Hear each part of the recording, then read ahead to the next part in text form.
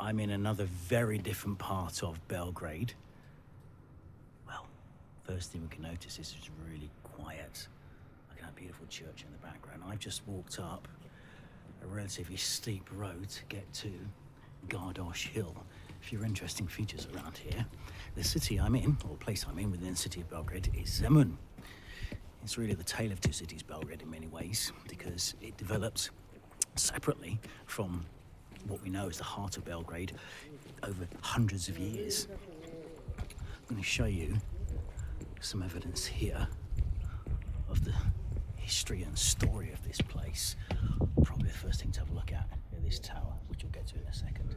But the fortifications around here, you can see the difference in the stones. So these stones are probably around 1400s. This area was a medieval fortress in the 1400s.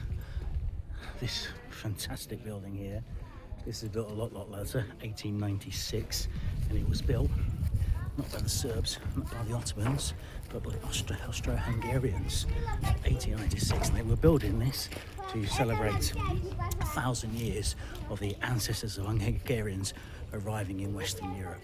I'm going to just walk in this direction here and show you a fantastic view, which gives you some indication as to why this was a medieval fortress and a place to celebrate Austro-Hungarian culture.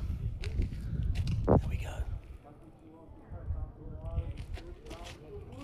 So behind me is the Danube, and in this direction here is the Sava. So the Sava meets the Danube. If I just spin the camera a bit now, hope you can see, because I can't quite see in the sunlight here. Belgrade's over in that distance over here.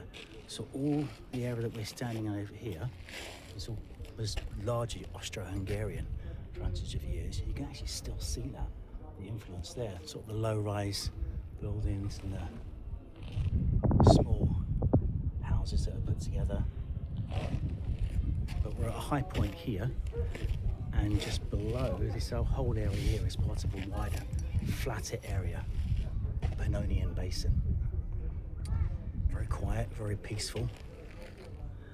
Yeah, pay a visit if you can.